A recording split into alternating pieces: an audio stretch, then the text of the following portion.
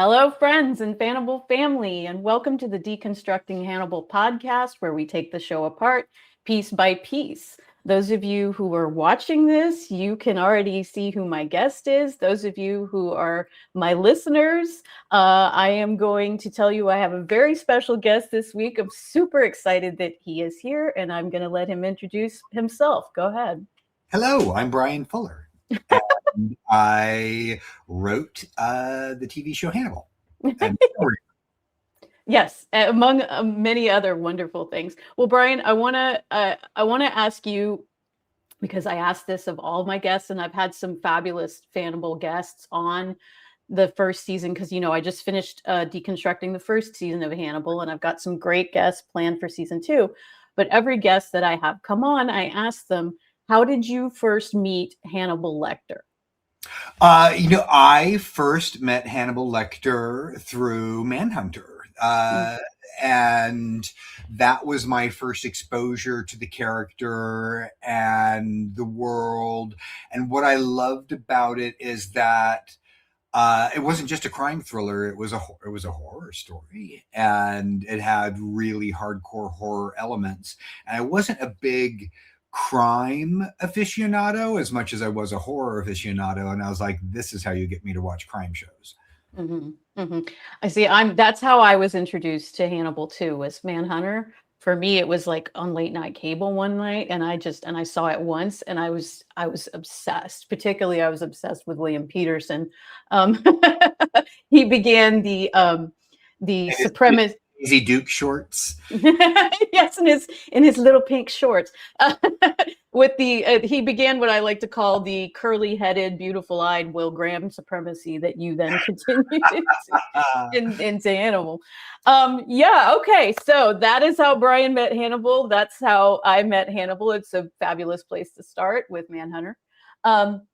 So Bryan, I have some questions that I've been over the years, I've been a fan of yours and a Fannibal for, at least 6, 7 going on years now. I wasn't there at the beginning, but, I have some questions that I've just always wanted to ask you, and I was going to start out with those.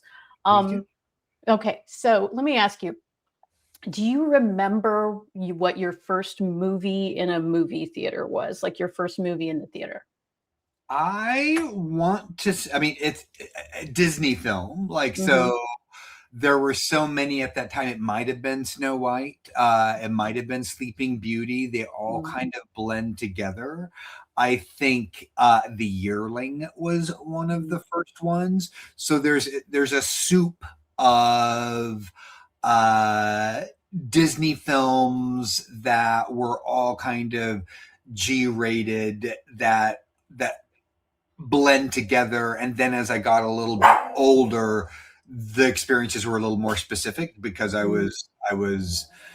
remember Escape to Witch Mountain was a big impact on me because, it was witches and there were kids with powers and they were the heroes of their story. Yes, they needed some people to drive them in an RV destination, but I love that it was about these kids who were like, and they were my peers at the time that I saw it. And so those started to become the more formative experiences because I remember seeing Pinocchio and the transformation of the donkeys and thinking that was terrifying, but loving it. So that was when the animated story started to slowly break out of the soup of the world of Disney, which kind of got blurred because there was the Sunday night there was the Wonderful World of Disney show that frequently had samples or bits of these things. So it really probably wasn't until I was a little bit older with Escape to Witch Mountain, where I was like, this is amazing and it's made for me and I am in the audience. Yeah, I felt that way about Something Wicked This Way Comes.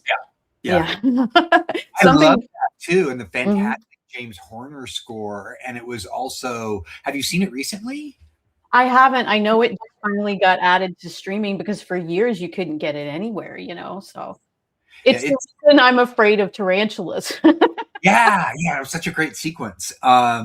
So it's all of those gateway horror Mhm. shows were delights of my childhood because they felt dangerous, and I was Mhm. aware that there's supposed to be a protective bubble around children as audience members, and Disney was like, maybe not. It's still Bambi's mom. Yeah, exactly. Like maybe not, but like in so many of our films, our protagonist starts off with a dead mother. Yeah.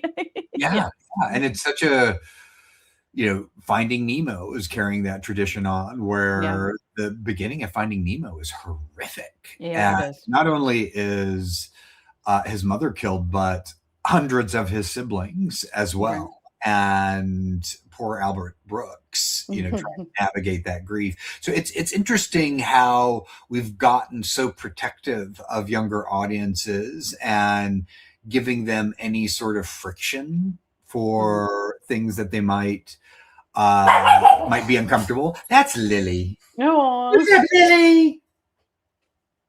I have a lily too. Mine She's being doesn't make quite as much noise. Anyway, okay, so kind of shifting gears because I have this sort of just like pastiche of questions I wanted to ask you. When you were young Brian in school, what were your favorite subjects in school? I went to Catholic school. Hmm. So in kindergarten, we're just my, nap time was. I was like, we get to lay down. Yeah, I know. I'll lay down. I'll check out. And as we got into school, it really. I'm trying to figure out what hit me the most. I think the thing that I was most excited about was getting home and watching the Munsters. Okay. There was so much about there were things that I was terrified of. I was terrified of math. I was terrified of division, and those things were scary to me. Mhm. And I don't really remember in grade school being drawn in to a course or a subject matter. That happened much later. I think I had to be in middle school before I was like, oh, this is interesting. Mhm. Science Mhm. is interesting. History is interesting. Mhm. Um, I did like making hard rock candy. I think that was one of the first things where I was like, I can go home and make candy with hot water and sugar. String over the cup, and then you have the hot water and it all dissolves and coagulates onto a candy string. Those things are probably earliest memories of navigating those spaces. What was yours? What was your favorite, like, Oh, first? well, I'm an English teacher, so it was always English for me. I was always about reading stories and writing stories. I remember in fourth grade, I read The Phantom Toll Booth and Madeline Langle's Wrinkle in Time. Yes, And yes. Wrinkle in Time was the first, I think, piece of literature that I was like, oh, this is like it's out, it's leaving reality, because we were like Where the Red Fern Grows, Mhm. those types of stories that were beautiful and I loved them, but they were so sad at the same Mhm. time. Uh, but A Wrinkle in Time was kind of a first exposure, as well as the works of Piers Anthony. Mhm. Particularly On a Pale Horse, I loved, and kind of Mhm. did my own version with Dead Like Me. So I liked those fantasy novels. But I think I was always searching for what my genre was, because I knew I liked horror. I knew I was intrigued by danger and people dying and the stakes being super high. Mhm. So those things had an appeal to me, but I do like. I think it really probably was, English and literature, but in middle school and high school, Yeah. that got excited about those things. And I remembered in grade school, Barlow's Guide to Extraterrestrials, which Barlow was an illustrator, and he would illustrate all the monsters of literature that we had no cinematic kind of representation of, Mm, and the Cthulhu and those types of crazy creatures, and that got me into literature almost more than anything because I had a visual representation of the outlandishness of these creatures and someone saying, this is what they're describing and this is what it looks like. And that helped me kind of build a visual vocabulary in mhm, more than almost anything. mhm. Well, you brought up that you were in Catholic school, and just to kind of segue that into a question that I wanted to ask you. I've noticed, of course, in the works of yours that I have watched, Wonder Falls, Pushing Daisies, Dust Bunny, etc., that there is always some appearance of something Catholic in flavor, and so Ah, and Chalk. so I'm just yeah, I'm just wondering how much you feel that your Catholic upbringing has influenced your writing and your filmmaking. I think it's had an indelible effect on all of it, very subconsciously. I think when I was in Catholic school, something happened very early on. I think I was like 8 or 9 years old, and the priest was giving a sermon, and he basically said there should be a section of the church for people who don't contribute to the donation baskets, and where there's no heat and no light and no air conditioning, and you don't get the benefits of the sermon unless you're paying to be there. And it flipped a switch in my brain that I was like, oh, it's a sham. It's a sham. And I struggled with that for a while, but it hit me like a ton of bricks where I was like, oh, they're not doing this out of the goodness of their hearts. Wow. And I kind of like looked around the pews at other, like, did I hear that correctly? Is that what he said? And I knew from everything that I had been taught about Catholicism and Christianity that that was wrong and Mm-hmm. antithetical to everything that we've been talking and everything that is preached. And that schism between Mm-hmm. what people say and what people do was really a dramatic kind of crack Mm-hmm. uh, in my understanding of faith. And I went to catechism classes, and I was, committed myself to Catholicism at the, age of 15 or 16, which is like, you know, old. But I was also rebel enough that I wanted my confirmation name to be Damien. And my mom was like, I know exactly what you're doing. You're not fooling anybody. Uh, and I was like, fine, I'll go with Sebastian. And little did she know that Sebastian was a gay black vampire from a Jim Carrey movie. And that's why I was, choosing that instead of, like, if you won't give me, the son of Satan, I will be a gay black vampire. And From once bitten. yeah,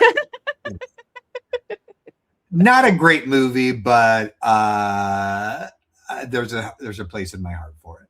No, I mean it's like some of those cheesy, horror comedy movies of the time that, like Transylvania 65000, that it's not the world's greatest movie, but there's something you have to like, Gina Davis in this vamped up vampiress costume, and Ed Begley, and I mean it's just, it's, yeah, I absolutely get it. I love that you chose that to be your confirmation, Dave. That's great. Uh, I was but I, raised Methodist, so we didn't.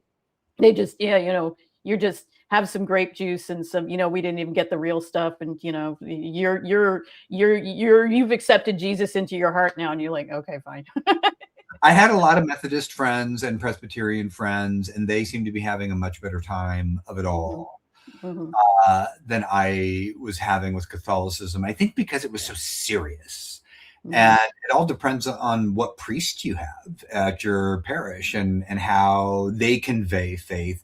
But I do think, you know, often I am in a situation where I'm questioning, okay, do I feel like that because of certain Catholic training that I absorbed and haven't, that has stained my experience? mhm, Uh, but I do believe in a higher power.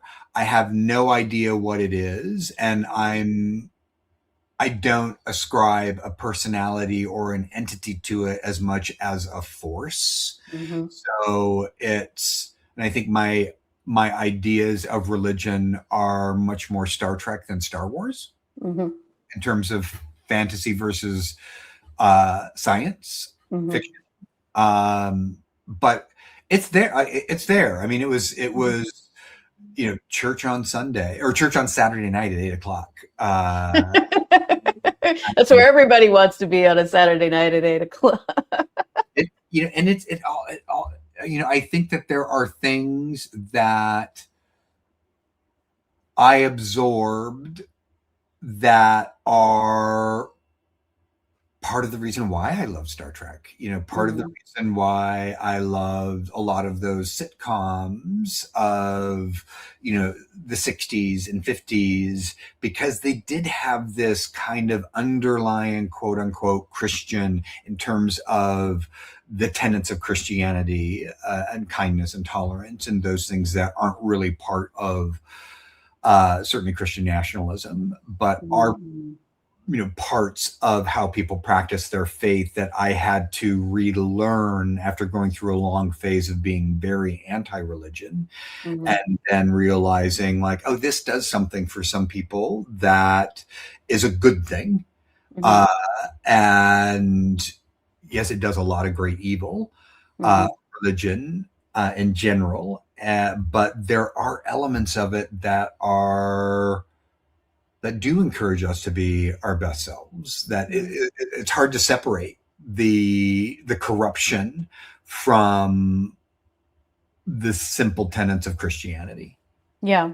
Yeah. No, I mean, in your description of the higher power and the way that you just described it, it's basically the what I believe is sort of that it's kind of like I can't put a face on it, I can't put a name on it, I can't even say what it is. I just know that it's someone that I talk to that Yeah, I've been talking to my entire life. Like I was talking to God before I ever went to church, right? And so I think that a lot of people would probably I'm not going to get too much on my soapbox, but I think a lot of people, if they focused more on the personal relationship with God and make it a little less of a public relationship with God, that we would be a little bit better. We'd all be a little bit better for that. You know what I mean? well, like I feel like so much of it is a performance, Yeah. and Mhm. as you were talking about, who you talk to, there's so many kind of neurological tricks that I'm exploring just to handle like anxiety and frustrations, and how to like neural hack your brain to shift it off of repetitive cycles Mhm.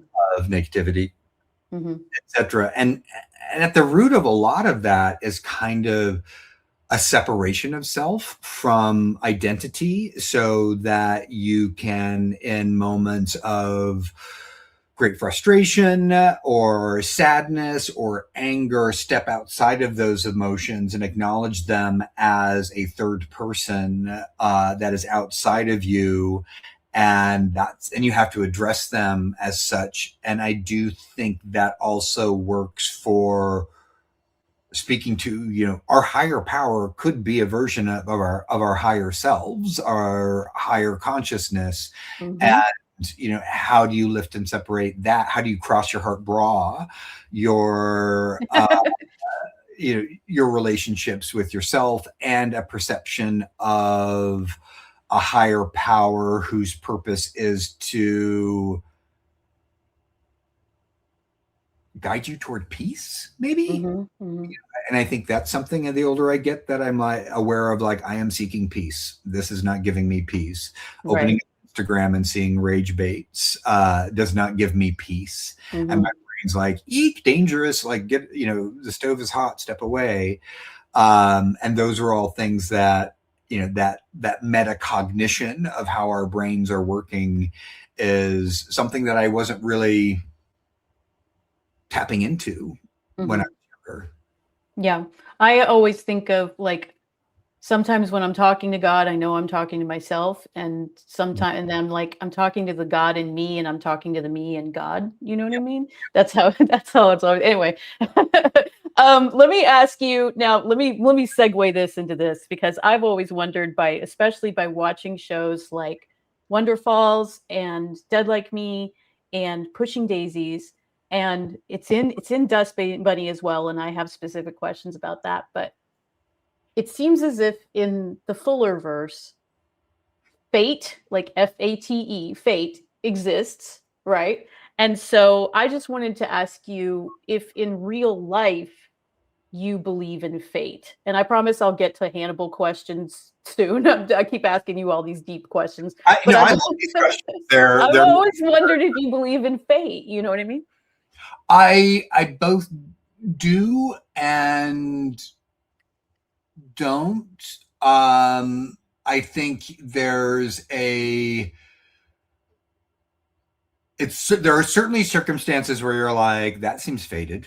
Mhm. And there are circumstances where, like, we manifested that. And Mhm. so fate versus manifestation.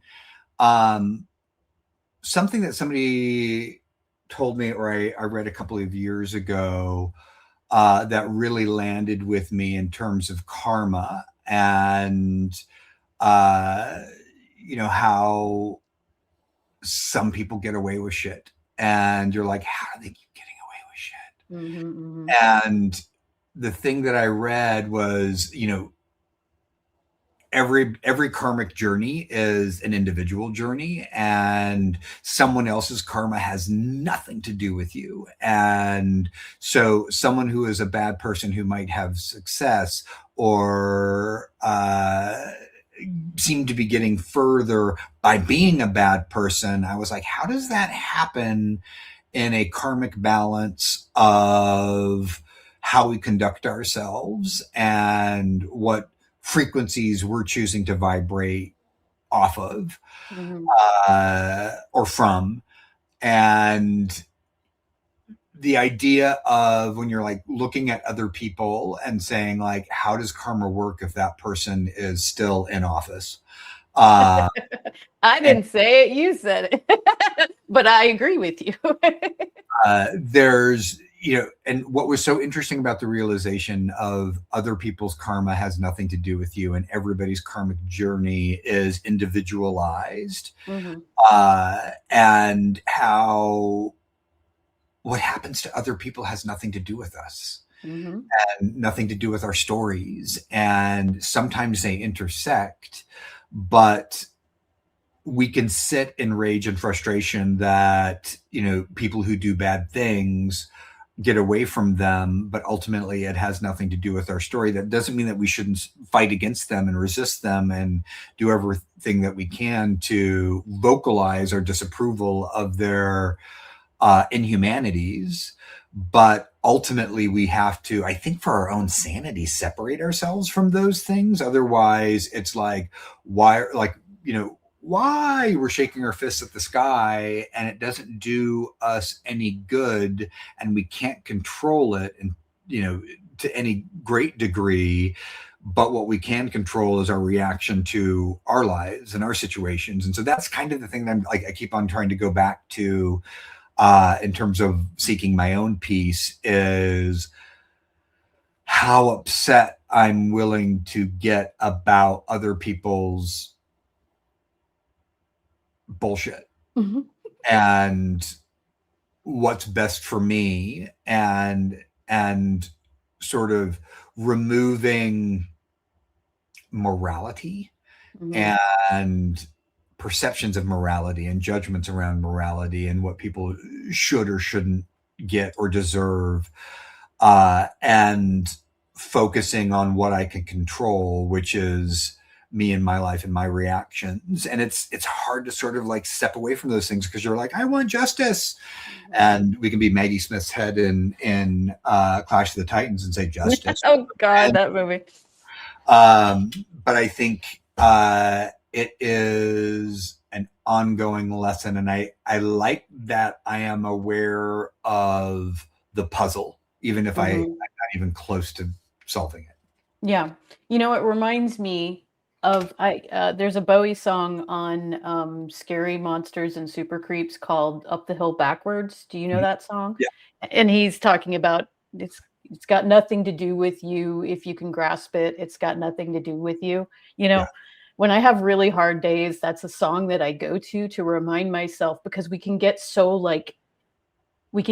into ourselves as the main character that we can think like, you know, I this person's angry right now and I think that I made them angry when in fact what I did had nothing to do with it, or that I'm this big force in this world, right? And really, yes, I can make an impact in the world around me, but it's better for me to focus upon preserving my own peace and protecting my own energy and sharing that with the people around me who I love and I care about, as opposed to wringing my hands about the things that I can't control. You know what I mean? Like affect the people I can affect with, and that everything, I just keep coming back to myself saying it's got to be that you come from a place of love. Everything has to come from a place of love. You know what I mean? So and I think even as you said that, I went to like John Wick mhm. killing all of those people actually comes from a place of love for his puppy. Right. There's something about like we can extend those borders to encompass all sorts of actions, uh, Mhm. but it is all about what is our story. And Mhm. so good forms of narcissistic tendencies where it's like, okay, sometimes the most narcissistic thing you can do is realize that it's not about you, and Mhm. that's a great thing. Mhm. Yeah, yes. Yes, exactly. Like if no one's coming to help you, then also no one's coming to stop you. Yep. Yes. Yes. Yes. That's very well put. Yes. I can't take credit for it. I saw it on social media. While I've got this segue, I know that you're a Bowie fan like me. I know that you've said before that that your favorite album by him is Outside, or at least I read that somewhere. Yes. Um, I wanted to ask what why do you love that album so much, and also like what are your other favorite albums by him? I always go back and forth between Station to Station and Hunky Dory, but I've also got a definite spot where I'm just like I'm listening to Low all day today and it's just nothing but Low. But I'm just wondering about your other favorites. You know, there's so many. I think Outside, what was interesting about Outside is that there was this kind of theatrical experimentation with all of the little interstitials that were scattered throughout the songs. Uh, Mm. but you know, I love Black Star and Oh Lab God, yeah. as well as just the late game expressions of his observations and the messages that he was very directly conveying to the people who vibrated with him in terms of like I'm up here in heaven now, and you're Mhm. going to be listening to this, and it has this melancholy yearning to the melodies, melancholy melodies, and there's something about a wisdom and a sadness and a once again peace with the circumstances Mm. that I found very effective. I love Let's Dance. Like I Mhm. think that's like prime 80s Bowie in a great way. And yeah, Diamond Dogs. Yeah, there's there's quite a few. I think what those of us that are really resonating with what David Bowie was communicating to his audiences through a wide variety of means was this kind of random sampling of life and observations that contextualize an experience, but doesn't deify it or elevate it to something inaccessible, if that makes sense. There is an accessibility to his art, and always an abundance of ideas that feel like he has and always will, through his work, look to ask questions about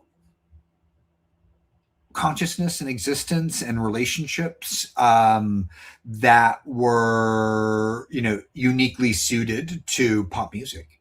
Yeah, absolutely. And the great thing I think about Bowie's career is that you kind of go, it's like if you go with him through his whole like discography or whatever, and possibly this is the same with any artist, but I just feel it really deeply with Bowie, and you kind of go, you're just getting pieces of his life with each album, you know what I mean? And so you're getting kind of like, you're watching Bowie grow up, and you're watching Bowie become an adult, and you're watching, and all of it while being an amazing artist. And so he's giving you everything that he's got on every record, and it's just, anyway, I could talk about Bowie. Go on, yeah. No, I mean, I have lots of people that I look up to, but I've told you before, I have two heroes, and Bowie's one and you're the other, so that's good company. Yes, I know. It's like, and I suppose I have to also throw David Lynch up there, so I mean, it's you, David Bowie, David Lynch. Wow. Yeah, I know. Yeah. Yay. So I'm ask one more personal question, and then I got to get to the Hannibal. I'm afraid I'm going to ask you so many questions that I'm not going to get to the Hannibal. We'd be like the Deconstructing Hannibal podcast, and we never talked about Hannibal. Come back. Okay, so I know that zodiac wise, you're a Leo. Yes. Do you know what your rising and your moon signs are? I believe I am a triple Leo. Oh, wow. Okay. There are, like, for a long time, I thought I was like Cancer rising, which made a lot of sense to me. And then somebody did my chart, and they're like, "No, you're a triple Leo, girl." Oh, wow. Okay. Well, then.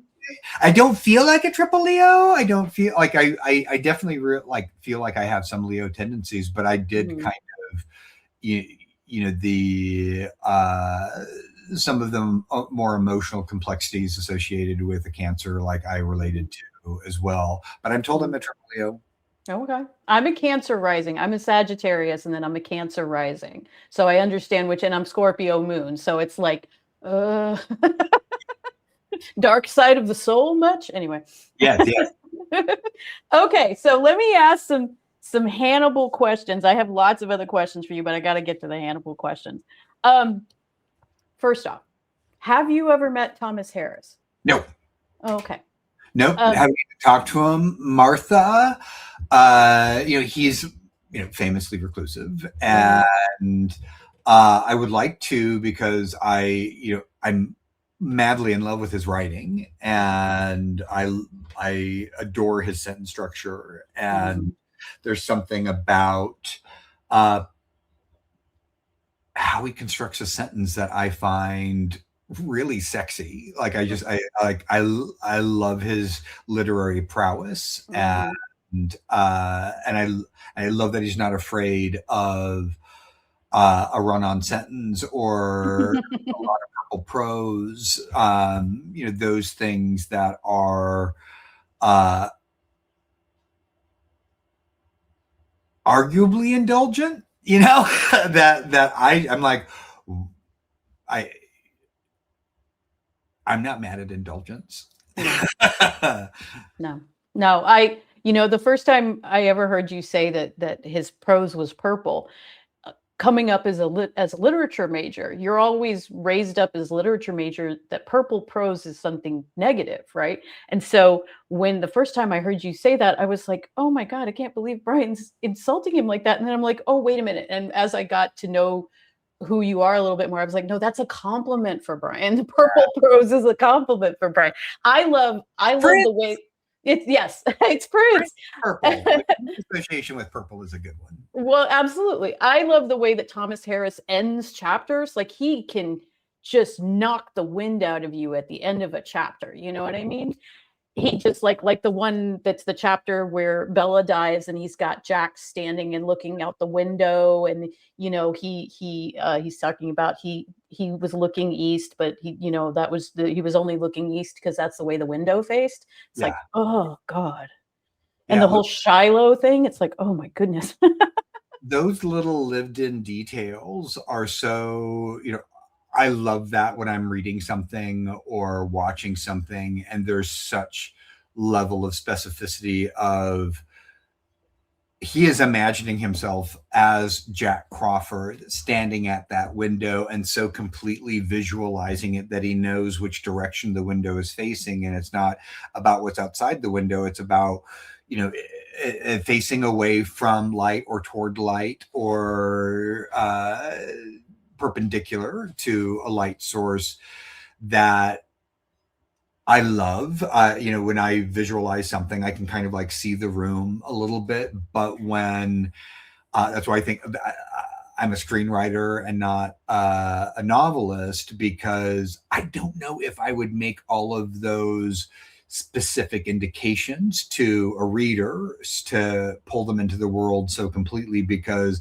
I know that there is going to be a production designer coming on board to help make all those choices. And so I'm kind of pushing them off as I write a script, knowing that that's all going to be filled in later. And part of writing a script is about minimization of description, just enough. It should be just enough that reading it takes about as long as the moment to transpire on screen. So you don't want big swaths of description that aren't, associated with time passing to the 30 seconds or however long it takes you to read those paragraphs or a minute. So I really respect how he builds a world in a way that I think like if I sat down and wrote a novel, I would just put on my Thomas Harris hat and try to do it, just like I put on my David Lynch hat when I set out to do Hannibal. And I was like, how would this person do it? And it's both a tribute to artists that inspire me, but also it gives a word or a description to something that appeals to me. That we can say Lynchian because we know that feeling of, are we in a dream? Is this real? Does it matter? Is it is this person a danger to me or to themselves or both? All of those things that qualify tone in a way that we can say it's Lynchian, because David Lynch demonstrated a tone that a lot of us really vibrated with and loved the mystery around, but didn't have a word for all of those things coming together in a way until David Lynch did it so clearly, and we're like, it's Lynchian. Yeah, no, I mean, Lynch the thing that used to scare me about Lynch the most would be, sometimes it would be the most run-of-the-mill things. Like, he had this way of just showing a room where it felt like the camera was back and just slightly up at an angle like this, like you were looking at it from a taller person's perspective or something, which made it look like, well, taller than me, that made it look like you were kind of looking down on the scene a little bit. And it just like makes like this room with furniture in it just look creepy as fuck. You know what I mean? Or like the fan over the stairs in Laura Palmer's house scared the shit out of me, because it's like, as soon as the fan went on, you knew what was going to happen. And it's like, oh my God, the fucking fan's on, and it's like, I can't think of another director that could do that. But I mean, there are so many things about Hannibal that are Lynchian to me, that, you know, I could only compare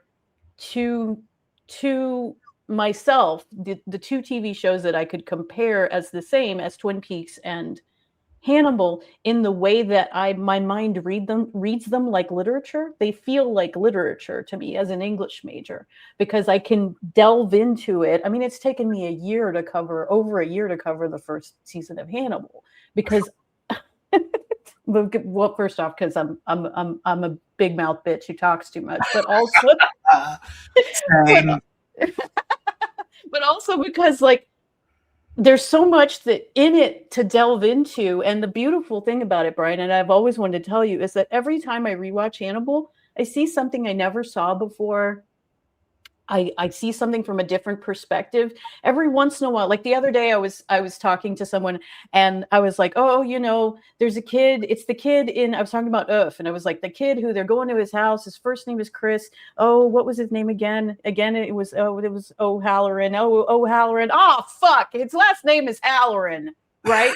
And I was like, so that leads me to a question I wanted to ask you: is your character names?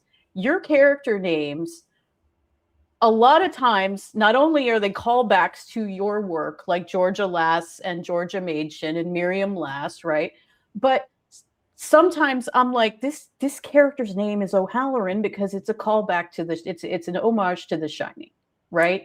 And this character's name is Mrs. Kameda because, and I think I'm right about this, it's because Bryan has named him after the composer Christoph Kameda, who wrote the score for Rosemary's Baby. Right. Am I right? Yes. Good. I've always wondered. So then you get Devin Silvestri, and I'm like, did Bryan name Devin Silvestri after Alan Silvestri? Do you often name characters after? Because I know you named Bedelia du Maurier after Daphne du Maurier, and I originally thought that you had named Bedelia after Bonnie Bedelia from Salem's Lot, right? But then I heard you say that you had named it after the character from Creepshow. Right. But I'm like, when you are coming up with character names, are you thinking about it in sort of that type of way? Like sometimes, like, who can I homage with this name? Or does it just happen as you're writing? It's both. I think, there's a lot of kids I went to high school with that have found their names into things. And like my best friend growing up was Doug Manis, and he was, Ensign Manis on, Star Trek, and his sister was Sarah Manis, who was found in a horse in Hannibal. Oh. And it's interesting. I'm working on this project right now with Clive Barker, Mm. and so many of the characters, I was like, I want the names to come from you, Clive, because I want this to have like, your unique DNA to all of these people. So in the documents now and in the pitch, it's the grave robber, it's the prioress, which is a nun, and it's the mycologist, of course. And what was really fun for me was going over to Clive's and talking about, like, okay, I want all these characters to have Clive Barker names because it's a Clive Barker world. And so I got this wonderful folder of like Clive writing down all of these names. Wow. That he's like, just like, he's got lists. And now I've got of just different names that that have come to him over, and he'll like sort of like work them out in different ways. But like Travis Treehorn, Emer Skeet, Shirley Dwoskin, like all Polar Monk. Like there's these amazing, regular names as well as crazy shit that like, is derived from all sorts of things. And it's such an interesting kind of document to have, because I I go through and say like, okay, which name is going to leap out of these pages and claim Mhm. themselves to be the grave robber or claim themselves to be, any number of these characters. So names are very powerful, but they're also Mhm. uh, a, silly in their references to Mhm. our personal lives. And I Mhm. remember, working on Heroes, and one of the students that Claire, there was a keg, and Dale Ledgerwood had the keg in the back of his truck, and then friends from high school would be like, "Oh, Dale!" They would see the reference, and part of it, I think, is this strange puzzle for aliens to figure out as they are rummaging through the debris of our pop culture Mhm. and kind of looking to construct something based on random clues about Dale Ledgerwood in Heroes, or Doug Manis in Star Trek, or Sarah Manis in Hannibal, and see these points of like, okay, here's a point of connection for the storyteller that is pulling in the fabric of an authentic reality that they experience to give the fiction a more Mhm. grounded reality in a way. So I Yeah. think its function is multifaceted, because it's pulling in a fiction into something I know as reality and allowing me to just feel more planted in the artifice than I would be if I didn't have that kind of um, grounding, if that makes Yeah. sense. Yeah. No, I mean, I'm always fascinated. I'm not I have written some things. I have, I always have a writing project going on. Unfortunately, with my career as an educator, a lot of my my time is taken up reading essays as opposed to writing. And so I'm hoping that once I retire, I can kind of maybe make a go of it. But I always have a different process for coming up with names. I know that Thomas Harris said that he would get them sometimes off of gravestones, sometimes Same. out of the sometimes that he named Clarice Starling after the starlings that were nesting in the FBI building when he was writing Silence the Lambs. And so character names are just always very interesting to me. Let me ask you. I want to ask you some questions about season one of Hannibal because, like I said, I just finished deconstructing season one. I wanted to ask you with regards to Brian Wrightsell's music, with regards to his score, like uh, it's so amazing with the show that there's like I can't imagine the show without it. You know what I mean? Like it's you can't separate his score from the show. And so I just was wondering like how did you come to choosing Brian Wrightsell for the music? How did you decide that what he was doing was what you wanted for the show?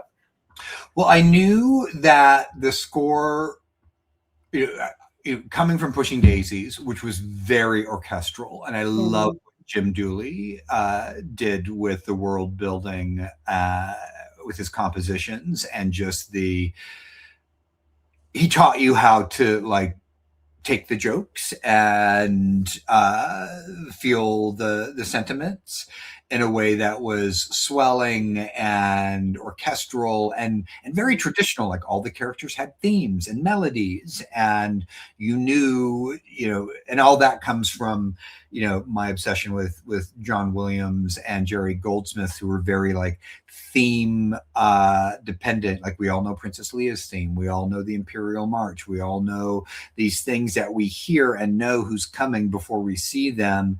And I knew that we shouldn't do that with Hannibal, that Hannibal had to be a psychological space, and it had to be something that was queasy and unnerving, but also seductive. And David Slade had worked with him on 30 Days of Night, as well as some other things, I believe. And so David was like, you should really meet Bryan.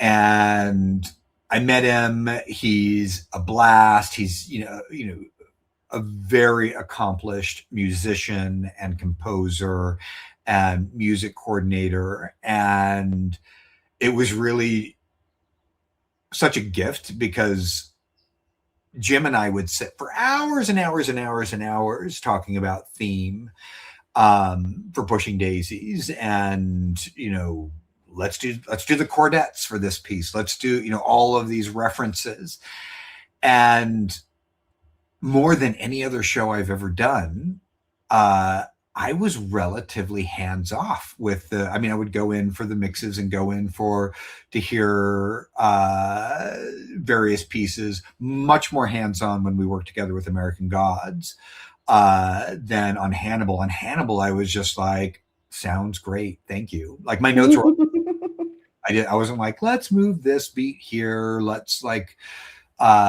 strip this down to stems and pull some of these out. I was always very just, I didn't even go to the episode mixes because I was like, it's taken care of. David's there, Bryan's done fantastic work, and it's the only show I've ever done where I wasn't obnoxiously hands-on with the music. Yeah, and there's with his score, sometimes you feel like it crosses a line from being a score into being sound effects. You're like, is this a score or is it sound effects? And one of the things I love most is the introduction of the bull roar, because it's so good. It's so I was like, what the fuck is that? I know. It sounds like a chainsaw in heat, man. It's like, and it's a terrifying sound. I'm like, if people that are like employees in like haunted houses have not you'd have to have a lot of space to swing a bull roar, but like just have somebody in a back room with a bull roar. If you were in a haunted house and you heard that, you'd be like, get the fuck out now. Like, it's terrifying. And I remember the first time I heard it in the show, I was like, what is that? Oh my God. I did the same thing. I also find it a very primal, horny sound. Like it feels like it's coming from loins. It feels like it is this kind of insidious breeding thing that wants to like. It might fuck you. It might kill you. It might do both. It's you don't know what it's going to do, but it is primal, and it feels like it's definitely from a mid-body chakra that. Yes, it's from a mid-body chakra. That's great. Let me ask you about now something else that I'm wondering how much influence that you had in the show. Obviously, your costume designer was Christopher Hargadon, and the costumes in the show obviously are amazing. Hannibal suits, everybody has their own look and whatever. I wanted to ask you specifically about the coats in the show, because I always notice coats. I live in Texas where we get to wear coats for maybe 2 weeks out of the year. So I envy people in shows that can wear beautiful coats all the time. And whenever I'd see a coat, like Jack Crawford has this buttery looking tan coat, and Hannibal's got that green olive coat that's got the black lapels that's like a play on a riding coat, and like and Freddie Lowndes has that great red and black plaid coat, and I'm like, and Mason Verger, Mason Verger had some fantastic fur collared coats, right? And I'm like, whenever I'd see it, I'd be like, I feel like this is Bryan's influence in the costume design in the show, because I've noticed that you're a lover of fine coats as well. And so I'm like, did Bryan pick this coat? Like, how much were you involved in the costume design? I mean, Chris did a beautiful job with the suits, and it was really like he should be wearing 3-piece plaid suits, because I love 3-piece plaid suits, and I still do. It's probably my favorite form of menswear. But I love a driver's coat as well, sort of like knee-length jobbies. But a lot of that was just out of the necessity of the cold in Toronto. Like I remember Maz in that, like the winter hat with the little flaps on the side, and he looked so silly. And I was like, oh, what is going on with that hat? I was like, it's so not a Hannibal hat. And they're like, no, it's not. It was so cold. And Maz was like, please, my ears are about to chip off. Oh. So we had to do something, and that was what they had. But like I was like, oh, that hat killed me. But it was Mhm. Maz was suffering. So No, yeah. And I every mean, if somebody from Denmark is suffering in the cold, it's pretty damn cold, right? there were some ridiculous adventures in icy temperatures. I remember in Toronto, there were times when I'd go back to my hotel room just to like, or my apartment, and I would boil water and throw it off the balcony just to see it go, Oh my and goodness. it was that cold. Wow, that's crazy. Um, okay, so I wanted to ask you about the tableaus. My favorite tableau in the whole show is in season 2, and it's Sheldon Isley. It's the tree man, right? Because to me, that is the most beautiful depiction of sort of and this is one of the themes that I see in all of your work, is sort of the grotesque and the gorgeous existing at the same time, like the beauty and the horror. And, because, and then one of the reasons I love that so much is because it connects so deeply to theme that I see in a lot of your work, which is that life can be both things at once. It can be grotesque and gorgeous at the same time. What I wanted to ask you was, what was your favorite tableau of the series? Um, there's a few. I love the Cello Man just because I love cellos. And that goes back to probably seeing David Bowie play a cello when I was a kid. And I was like, what's he doing? The whole thing is very exciting. And I took cello lessons and discovered I do not have an aptitude for it. And got to Mary Had a Little Lamb, and it took me like 6 months. And I was like, I'm just, Mm-hmm. I'm not a cellist. No. I wish I were. So I love the cellist. I think for emotional impact, Beverly Katz's kind of Damien Hirst slide death is devastating. I like the totem pole. Mm-hmm. I like, and so Shane Black, uh, very respected screenwriter, director. I loved Kiss Kiss Bang Bang. Would go on about how much he hates Hannibal because it's so ridiculous. Aw. And I saw him recently, and I was like, boy, why do you like? What's up? Why do you hate it so much? And he's like, just so ridiculous. The totem pole of people on the beach. And he went on this like rant. I just turned a button because he was setting with Gina Davis, and it really was about like going up to show Gina Davis my Halloween costume when I was Dottie from League of Their Own. But the segue to get into the conversation with Gina Davis was through like, hi, Shane Black. I remember me on Bryan Fuller. I did the show that you hate. And he was like, the totem pole. So it was hilarious. He was good natured about it. Like he was mean, but it was just sort of like, writer nerds will go off on like, this wouldn't happen. I guess I would say between the horse is really funny to me. I love the horse. And but I think if I had to choose one, it would probably be the cello. Mm-hmm. Mm-hmm.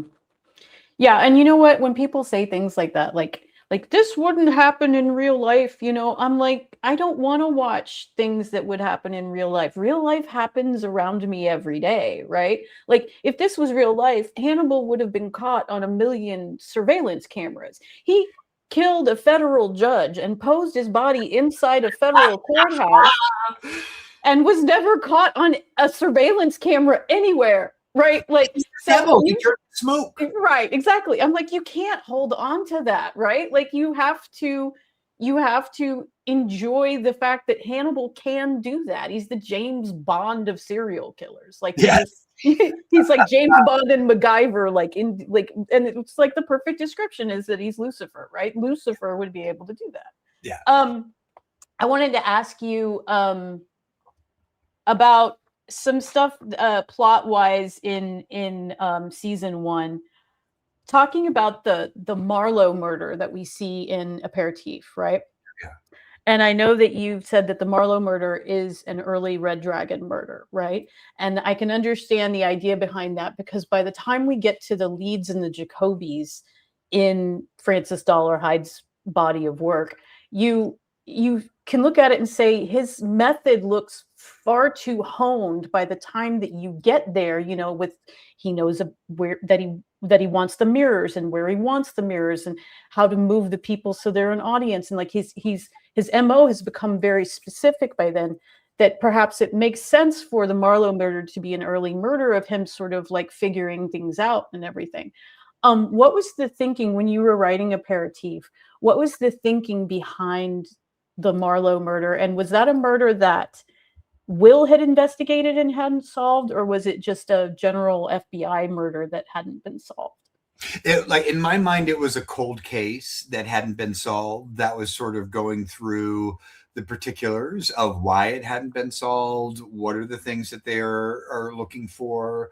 And I think the Marlowe being kind of proto Dollarhide at that moment, that was sort of like the idea, but I don't think we sewed it up. I don't think we sewed it up in a way where it was definitively and categorically a Dollarhide murder.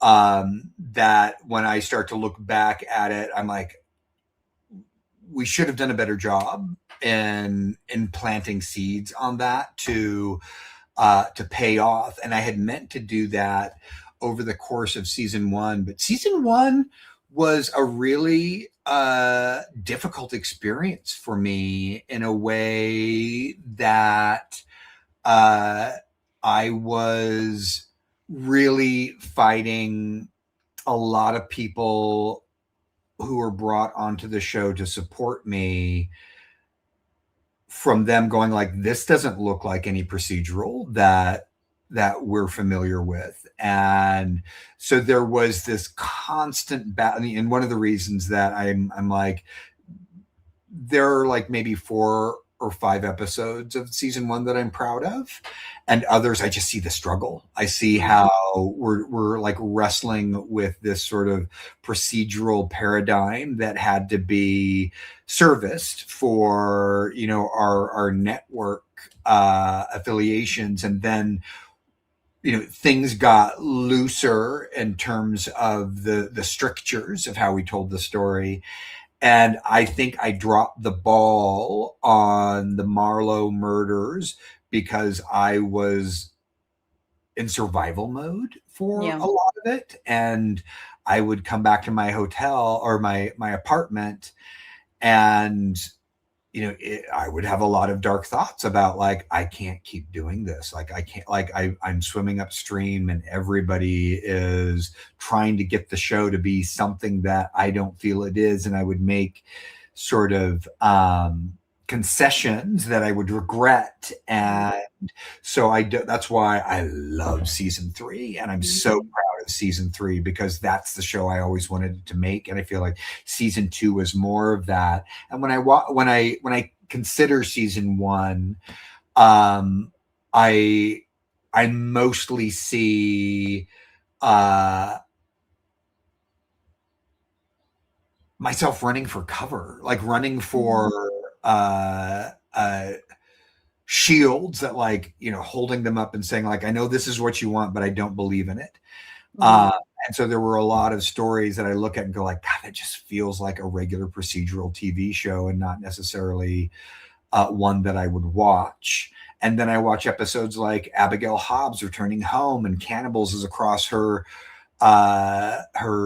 garage door. And I love that episode because it's about the characters that we are invested in. And I wanted to have more of those stories that were about our people, as opposed to our people interpreting crimes that then we would have to contort ourselves around to give it an application to the characters that are moving through the story, whether that this is a metaphor for this thing and everything is a thematic umbrella under which we tell a story.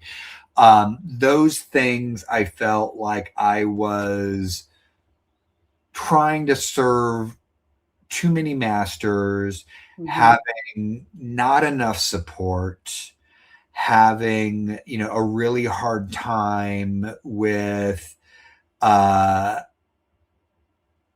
trying to make a show that I felt was up to the characters and the work that Thomas Harris had generated for us to be inspired by to tell these stories. And so it was, you know, I look back at it and I sort of feel a lot of my turmoil. I feel a lot of my loneliness. I felt very lonely during that experience. And I felt like I didn't really have a team of supporters that I should. There were a couple people on the writing staff that I think had my back and wanted to, but were also like, why are you guys fighting him on all of this stuff? Like, why are you making it so hard for him? And so I think when you bring up the Marlowe case, when you re-traumatize me, I'm sorry. Well, wait, I will tell you something that'll make you feel better about it. There is a through line to where you can see that it's an early Red Dragon case later, because one of the things that he did in the Marlowe murder is that he tapped their phone line. And then in season 3, when he breaks into Hannibal's office to make the call to Hannibal in the BSHCI from Hannibal's office, he's doing phone line stuff in that too. Yes. So you do have that as, this is a skill set that Dollarhide has, that he can do these things with the phone lines. So I mean, it's not completely not there, you know. that was sort of like a little bit of retroactive. I wish I had been able to sew that in better in the first season.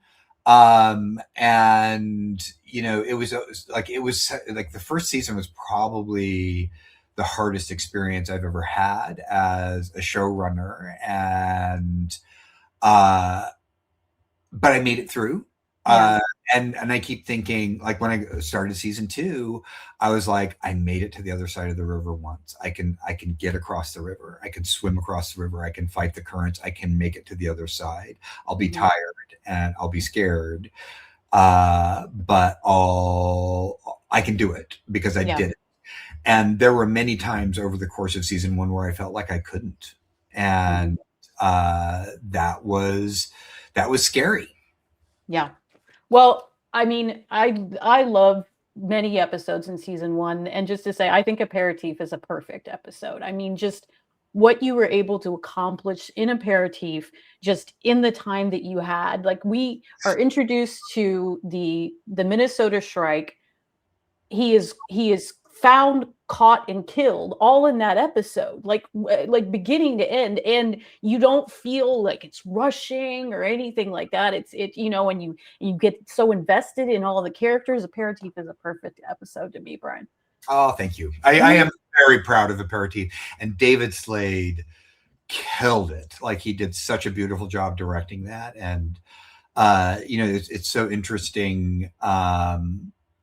You know, looking back on that and then finding episodes that were up to, you know, because it was also terrifying at the beginning when we saw the pilot. I was like, the rest of the series isn't up to this. And because we were doing a different kind of show. And then I saw David's cut and was like, I was like Starbuck in Battlestar Galactica on the floor going, we're going the wrong way.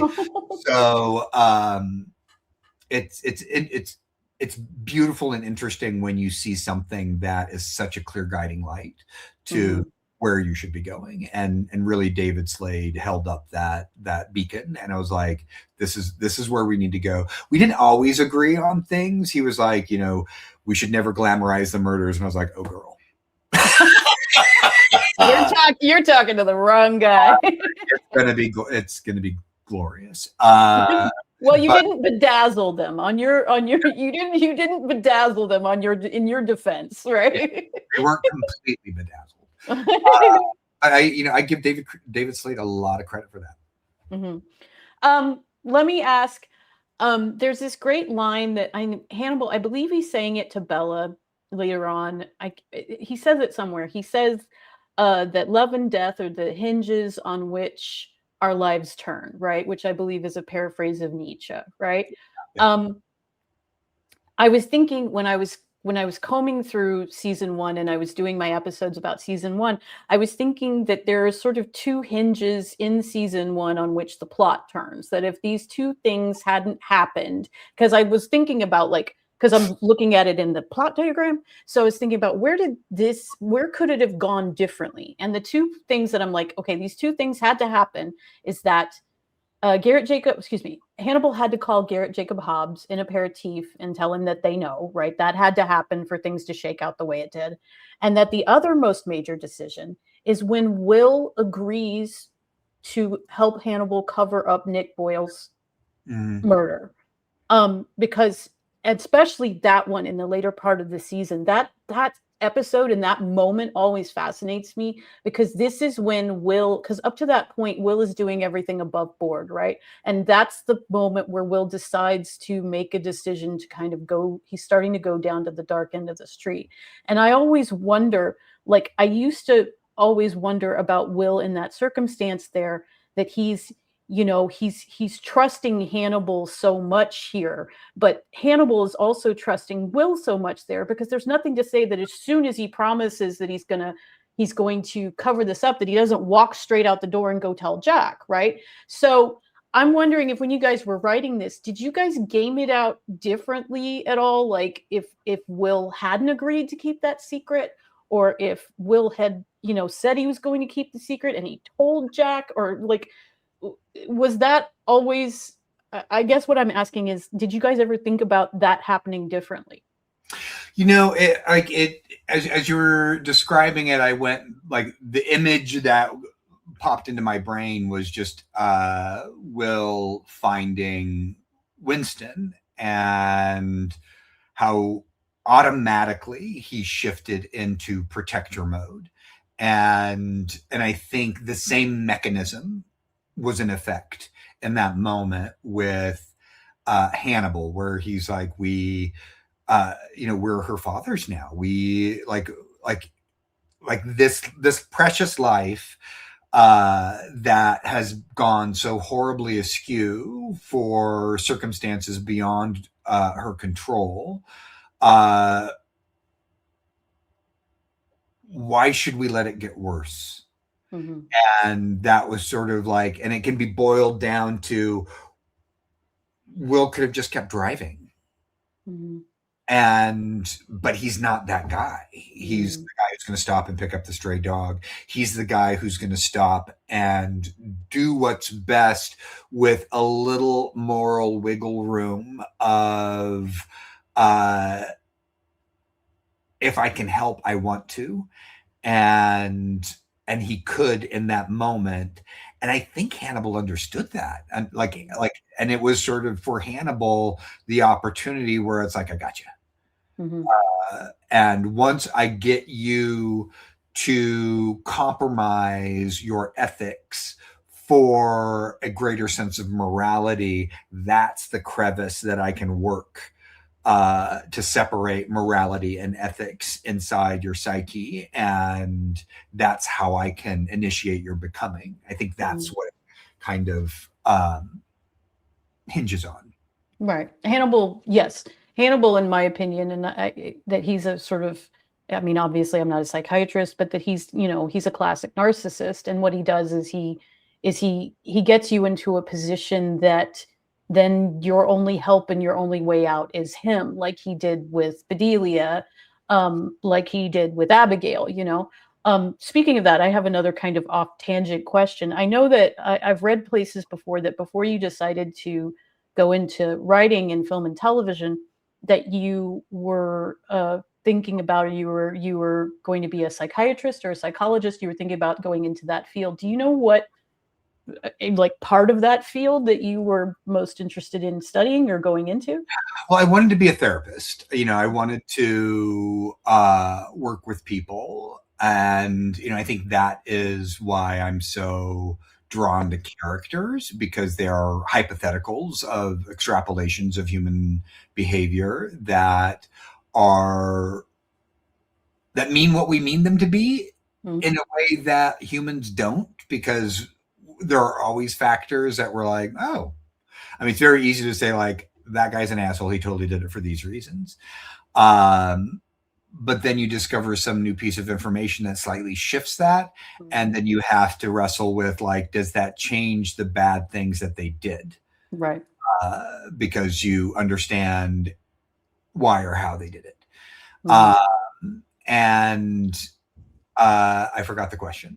Well, I was just saying that I think, so you wanted to be a therapist. What I was going to ask you is, in your mind, is Hannibal a narcissist? Like, is he, or is that too much of putting Hannibal into a box? I feel like it's too much putting him in a box. And I always sort of think like, well, there's something, at the end of season 1 when he's like, you're just curious what I would do. I think Hannibal is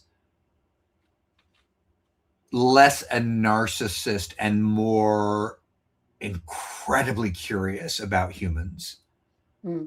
And the winding them up and watching them go, as he did with Will Graham, was something very Luciferian, like so in love with humanity, so enamored with them, but also wants to fuck with them. Yeah. And it's like, okay, you've made these wonderful things, but are they that wonderful? And I think that's sort of the hard to lift and separate the, like, how much of that is narcissism and how much of that is just being a supernatural being that has a totally earned outsider perspective on how humans work. And so I always felt like he was not human in some way, that his intelligence, his insight, his abilities to do some crazy ass shit, right, was all about not necessarily otherworldly, but extra-worldly. I think is a good way to put it. Well, because I mean, you think about him in the dropping of the, God dropping the ruse on the whatever, on the worshipers and whatever, and Hannibal sort of, I think that he a lot of times views it from a more overarching perspective, you know what I mean? Like he's I won't say megalomaniacal, but sort of like that he kind of views humanity on the long view, you know what I mean? So and I think with what's special about Will Graham is that once he sort of got between ethics and morality and hypercharged the empathy, there was something about this guy represents the best and worst of everybody and is still struggling. And it was beautiful. It's beautiful to him. I think Will Graham is beautiful to Hannibal, and Hannibal loves beautiful things. Yeah, well, he's my favorite character. He's beautiful to me too, and I've always loved Will Graham going back to Manhunter. Like he's my guy. But let me ask you, sort of segueing, because I wanted to ask you a couple questions about Dust Bunny before we finish up. So kind of segueing, trying to find a segue from Hannibal to Dust Bunny. I've noticed that in your work, there's a lot of themes that come up again and again that I wanted to ask you about, particularly, I mean, in Dead Like Me and Wonder Falls and Pushing Daisies, Hannibal, and in Dust Bunny, that there's themes of being seen, being accepted, and being understood. You've got your beauty and the horror, you've got your vibrant colors, lots of animal imagery. how much of this is like, do you ever do any of those things intentionally, or is this just Bryan Fuller on the page? I think it's a combo of things. Like I look at, you know, Pushing Daisies as an amalgam of so many of my favorite things, and setting down, and when you're staring at a blank page, as the cliche goes, uh, there's something about populating the page with things that you love, so it's a joy to return to. Mm-hmm. And you're like, oh, there's pie and there's dogs and zombies and, you know, elements of horror, but it's safe, and music and those types of things that I feel like Dust Bunny is is an interesting 60-40, maybe 70-30, Pushing Daisies to Hannibal, in terms of, you know, a I think Pushing Daisies and Dust Bunny are probably more accurate to my personality, my outward facing personality, and Hannibal is much more reflective of my inward directed personality. Mm-hmm. And, you know, there's something about, I don't know if it's just like, whether it's being a people pleaser or wanting to be liked in any capacity, that when I think about the elements of Dust Bunny and Pushing Daisies, being rooted mostly, not entirely, but mostly in a joy. Mm-hmm. And there's something about Hannibal that feels like an insidious seduction that you're not sure if you should surrender to, but you really want to, Mm-hmm. because Yeah. it probably feels good to be understood that way. Yeah. Yeah, absolutely. In Dust Bunny, I gotta ask you. I've seen it 5 times now. I love it. I'm waiting for my DVD to get here. It's turned into a comfort movie for me. Oh, good. Um, it's like I have a real bad day. Let's go home and watch Dust Bunny. Um, I noticed a lot of the animals from the Chinese zodiac in the movie. Okay, so that was on purpose then. Okay, so There's but I missed some. There's some that, because okay, you've got rats, you got the tigers, you got dragon, snake, rooster is the chicken butt lamp. You got lots of pig stuff. I didn't see an ox, a horse, a goat, a monkey, or a dog. And you didn't. I didn't see a dog anywhere. And a dog not in a Bryan Fuller production is like, okay, I'm sorry, where's the dog? Yeah, it's like I the zodiac of it all, you know, not the least of which the rabbit. Oh You yeah. know, yeah, you said rabbit. I Um, said rabbit, but I mean, yeah, that's the obviously the forward one there. But yeah. I think that there it wasn't something that was intentional until I recognized the pattern myself. Mm, Because, you know, Bunny, that felt organic. Like the bunny and the dragon sort of came up, and then when we were looking at a variety of different heads for the nunchucks, and they had like there was a monkey, there was a dog, there were like they were all signs of the zodiac, Chinese zodiac. And I picked the chicken because Men in Chicken, and it's one of my favorite oh, okay. performances. And so it was really about, you know, was it that David Lynch thing? It was like, oh, that's what I meant to say. And I think there was something about the way David Lynch tells stories where somebody say, like, did you mean to do this? And he's like, I guess I did. You know, a discovery where you're following your intuition and you're following your guides, you know, whether Mhm, that is spiritual, psychic, or higher self, or like there you feel directed.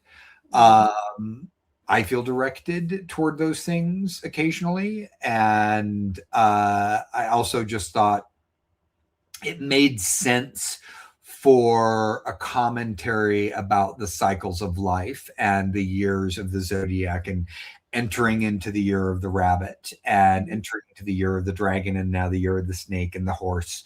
And those things all felt like they were indicative of chapters of Mhm. our growth and experience. And so it felt like this was a pivotal chapter of Aurora's life and the neighbor's life Mhm. that was going to change everything moving forward. So, and I think there's something interesting about those, zodiac conversations about what we project these things to be, how we look for connections in those things. When we were talking earlier about our rising and moon signs, it's, and I was like, am I a triple Leo? Because I feel so emotional, and so kind of, um, roiling at sea with a lot of expressions and questions about my place in the universe and what my purpose is. And I'm pretty confident that my purpose is to tell stories, and hopefully reach people who feel the same things about their lives that I'm trying to express, whether that is like Aurora, where nobody's listening to you, nobody is hearing you, and then you find somebody who likes you enough to entertain you until they believe. And Mhm. somehow that feels like a chart of how friendships are formed, that you like somebody but you're not necessarily on board, and then something happens that you're like, oh, I see myself in them, therefore I understand them and I feel a connection because they are like me. But I Mhm. also am very attracted to people who are really different than I am, not different morally or ethically, but different in terms of how their brains work, how they view the world, what their experience of the world is. That I can find, different, um, connectivity to. And it's interesting. I was talking about this with someone recently about anybody who is in a kind of minority class of sorts, whether that is if you are a woman or if you're queer or if your skin color is different to the people's skin color around you, those things that make us different, that trick us into thinking that we have insight into other people's minority status and therefore gives us permission to comment on that. And the Mhm. fallacy of that just because I'm a Mhm. doesn't mean I can speak to a black woman's experience, even Mhm. though we're marginalized radically different. Mhm. and and I am fascinated with those things, particularly growing up in a very racist environment in Eastern Washington in the 70s and 80s with a hyper racist, ignorant father. And I have often felt at times that, like, oh, when he goes off on the various demographics that he loathes, and I know I'm one of them because he mentions them, and then I felt a kinship to other people, and then projected an associative connection, and kind of waking up to the experience of like that's a false equivalency of Mhm. how we live. And uh, I'm not sure what my point is, uh, or how we got there, but there's something about different people finding commonality and still holding on to their differences that I think is such a beautiful thing. And also the importance of not commenting on something that you don't fully understand just because you think you have a unique insight to a part of a person's experience, and Mhm. how limiting that can be. And as a Mhm. storyteller, I'm always looking for ways to look at people in a brand new way, Mhm. and have a different kind of association with them. I'm completely off the map now. I don't know what I'm talking about. No, well, it's okay, because I wanted to say I understand what you're saying, and it's an important thing with regards to allyship. For Yes, example, yes, like I'm a woman, I'm a perimenopausal woman. I I, for example, sometimes can see a lot of my struggles reflected in the struggles of gay men that I know. But just because I am part of a marginalized group functioning under a patriarchy doesn't mean that I can necessarily assume that the gay man's experience is the same as mine. But I can still be his ally, and he can still be my ally. But we can both acknowledge that we're both dealing with struggles, but I can't assume what his struggles are, and he can't assume what my struggles are. Just like we can't assume what anyone's struggles are. In being a teacher and being in education, one thing they teach you coming up is that with every kid that walks into your classroom, you have no idea what happened to that kid before they walk into your classroom, right? And so kid might come in a bad mood, they might come in whatever, and it's got nothing to do with you. You don't know what happened to that kid at home. I had a kid show up to class one day, and that morning they had put down his dog, and he was beside himself, but he came to class, and I was like, sweetie, if that happened, why are you here? He's like, I needed to be here so I can feel normal, and whatever. And I was like, okay, well, come on and sit down. We're working on a group project. But I mean, the idea being just sort of like that in order to be good allies for each other, especially folks that are in sort of marginalized groups, that we have to accept that our struggles, that we have similar struggles, but that doesn't mean that we can copy paste our feelings on top of each other. We have to accept that everybody has a different experience. You know what I mean? Yeah.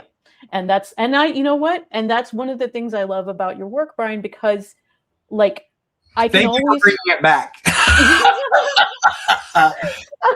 I can always find something in it that I'm like, I can take this and take this with me. Like when Bedelia says to Will, the traumatized are unpredictable because they know they can survive. You can survive this happening to you, right? Like sometimes when I'm having a bad day, I'm saying to myself, you can survive this happening to you, right? Like this from Hannibal. You can survive. It's fine to be weird. I mean, that's something that we as a fandom have taken up. I've always been weird in my life, and when you're younger, you're made out to feel like it's something bad or something like that, and you get to, I mean, I'm 51, you're a little older than me, but I mean, you get to our age and it's like my weirdness is my superpower, dude. Yeah. You know what I mean? And it's fine to be weird is one of my favorite lines from the books. Mm-hmm. And it said so simply, Mm-hmm. that I think I never understood growing up why everyone wanted to be like everyone else. Uh, it, it, it never rang true to me as a goal or something I was seeking out. Mm-hmm. There was something about like, if you're a little odd, you've got my attention. Like Right. if you're just like everybody else, there's nothing new that you can show me, Right. or appeal to me with. So I think there's something about the clarion call of "It's fine to be weird" that I love as a declarative statement of the fandom. And I include myself in the fandom because I feel like we're all fans of Thomas Harris, and the way he tells stories and the Mm-hmm. insights that we've got to extrapolate from over the course of the 3 seasons of the show, and still knocking wood for more. Mm-hmm. But it is something very insightful about what we're taught, because we're often taught to don't step out of line. It's a weird realization when you look at society. Obviously we need structure for many reasons, but God, I love weirdos. Yeah, I do too. I do too. They're my favorite people. Well, Bryan, I could talk to you forever, and I have so many more questions, but I I'll come think we back. I'll come back. good. I think I was hoping that you come. I want to talk to you about Dust Bunny and just have a whole dedicated episode about Dust Bunny. And when I finish season 2, have you come back. I'm calling this episode Bryan's Last Word as kind of like capping off my discussion of season 1. And so then when I get to the end of season 2, it's time for Bryan's Last Word, maybe. But so I wanted to go ahead and say that whenever I end the podcast, I always say, oh, well, I wanted to ask you real quick before we end. I know you mentioned earlier that you're working on a TV series with Clive Barker, Yes. and you've got a couple other movies sort of that you're working on that you had originally intended to be the Amazing Stories episodes. I was just wondering if you could tell us how those things are going, if you have any hints for us about either of those projects. The like Clive's deal is still being negotiated right now. Because it's rights for a few different of his works. I'd love to. Hopefully, by the next time I come back, I can tell you more in detail. Mm-hmm. And that's a very exciting thing to me. Mainly because he's meant so much to me as a writer and a storyteller and sort of a door opener for like, oh, you could do that. Like we're allowed to tell stories that way. Mm-hmm. That gave permission. And so the movie I'm working on right now hasn't been announced. I have a couple more weeks on that. And with anything, it's like, is this going to get made? Like, there's hopefully it will. I'm having a lot of fun. It's much more pushing daisies in tone, whereas the Clive Barker project is much more Hannibal in tone. And the movie that I'm writing, I've got a job that I'm doing right now, and I got a couple more weeks on that, and then my Amazing Story is sort of like a spec, and I'm halfway through that script. Mm-hmm. And that tonally is sort of like an examination of the madness of falling in love, and losing ourselves in love, and what does that mean, and is it, there's a line in it, like if you want to love unreasonably, love a dog. But if you're going to love a human being, you have to have reason. And it's sort of like, it's a question of how much do we let ourselves go with love and how much do we have to hold on to, and what's the delusion of I'm in love, so I do crazy things. And it's like, is that really okay? Yeah. How many, like, where do we put the boundaries, and how do we have boundaries? Like, how much do we let love consume us, Yeah. And, I'm very like, my love for dogs, and my dogs in particular, is an irrational love. I want to smell their ears. I want to smell their paws. I want to kiss on them and hold them. And, I have my oldest dog is blind and deaf and has, indications of dementia. But the vet's like, she still wants to be here. Like, she's still bright eyed. She still loves, chicken and kibble and all of those things. But, it is an unreasonable love that is completely unfettered and indulges in the insanity that I think is probably dangerous for us to indulge in with another human being. That is very well put. Those ideas, like, that's just sort of thematically what it's about. So it's exploring that, but thematically it's a crazy romp, and fun. But it's sort of me stopping and saying, like, what is love and why do we do it, and are we doing it correctly, and asking all of those questions in a story. Well, Brian, love is a many splendored thing. It is. And it is. That and death are the great hinges in which we turn. Right, absolutely. Okay, so Fannibals, I hope you have enjoyed this discussion that I have had with Bryan Fuller. We can't wait to see the new projects. Guys, if you have not seen Dust Bunny, it is streaming. It is #1 on HBO Max right now. Congratulations, Bryan. Thank you. I want to say to my Fannibal family, remember that we're all here for each other. The world is a rough place right now. If you are struggling, please reach out to a Fannibal that you trust. Remember, we're all here. We all have each other's back, and I love you, my Fannibal family. Bryan, do you have a message for the Fannibal family? I love my Fannibal family. Like, I love that we're all a bunch of weirdos, and we're weirdos from a wide variety of walks of life. And I love that we're all here for each other. Yes, absolutely. This is also the part in the podcast where I say hello to you, and I say, I love you, Bryan. And I love you right back. Thank you. Okay, so Fannibals, I hope you have enjoyed this discussion with Bryan. Thank you for watching. Thank you for listening. And as I always say, remember, it's fine to be weird because all the best people are. Thanks for listening. Bye. Bye-bye.